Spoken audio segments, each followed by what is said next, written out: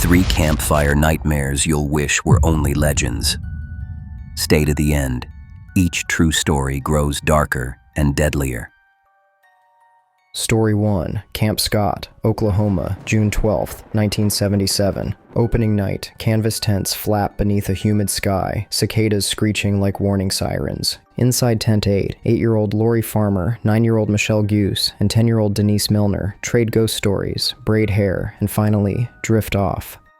Just after 2 a.m., another camper hears a guttural moan, then sees a faint flashlight beam sweeping the path. Counselors chalk it up to homesick girls, roll over, and let the night swallow the noise. At dawn, a counselor walking to the latrine spots an empty sleeping bag, twisted on the trail. She follows red droplets to a trench where the 3 girls lie arranged side by side, beaten, bound, and strangled. Blood smears led back to Tent 8. The flap is sliced open from the outside. Sheriffs track prints to a cave stocked with nylon rope, duct tape, and a single footprint matching local fugitive Jean Leroy Hart, an escaped rapist hiding in Cherokee backwoods. Hart is captured after a statewide manhunt, tried the next year, and, against forensic odds, acquitted by a jury unconvinced beyond a reasonable doubt. Decades pass. In 2017, modern DNA retesting links biological traces on pillowcase and sock to Hart's genetic line, but deterioration prevents a full profile. Investigators publicly state they are 1 in 7.7 trillion, sure Hart was the killer, yet the case remains legally unsolved. Parents still refuse Tent 8's number. The new platform skips straight from 7 to 9. 46 summers later, Camp Scott sits shuttered, cabins rotting, wind rattling loose shutters like the breath of 3 forgotten girls. Story 2, Siskiyou Mountains, Oregon, Labor Day weekend, 1974. Richard Cowden parks his pickup beneath towering firs, unloads fishing poles, a cooler, and his wife Belinda's baby carrier. 5-year-old David splashes in Carberry Creek while his parents string a hammock between maples. Baby Melissa coos beside a carton of milk left open on the picnic table. Sunday morning, neighboring campers notice the Cowden site eerily silent. Truck, keys, wallets, and half-eaten hot dogs remain. The family is gone. Search teams, bloodhounds, helicopters, even Navy divers comb 40 miles of wilderness, but find only Richard's fishing line tangled in the shallows.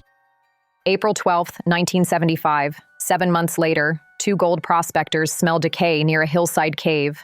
Inside, they discover Belinda stuffed behind a boulder, her children placed beside her like porcelain dolls. Richard's body hangs from a sapling a few yards downhill, rope cinched around his neck and wrists, evidence he died watching his family slaughtered. Prime suspect Dwayne Lee Little, paroled for a teenage murder, was spotted driving the same highway that weekend in a damaged truck and later returned with blood-stained knives, yet soil samples and polygraphs fall short of indictment. Little brags to a cellmate he wasted a family by the creek, but jailhouse chatter isn't enough. The Cowden file gathers dust. Oregon State Police still list it as their most baffling wilderness mystery. Each Labor Day, locals leave a sealed milk carton at the empty campsite, daring the forest to answer.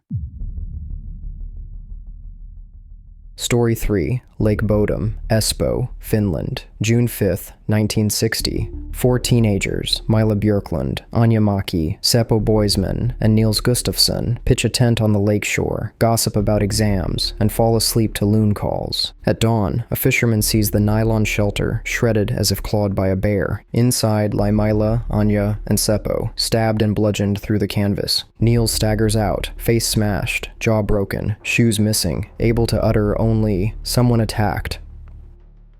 Police contaminate the scene. Tourists pocket souvenirs. Footprints vanish beneath dozens of boots.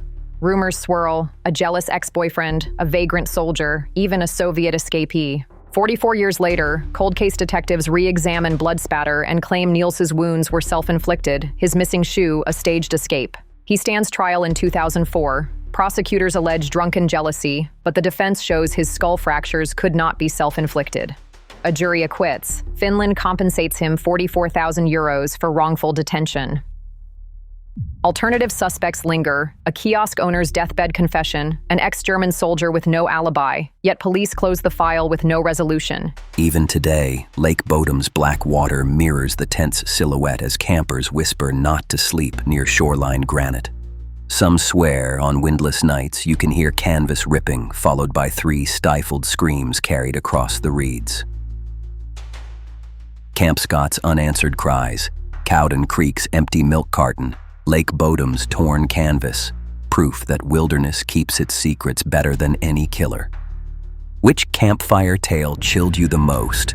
Comment the name, share with a fearless friend, and subscribe for the next documented nightmare before the fire dies out.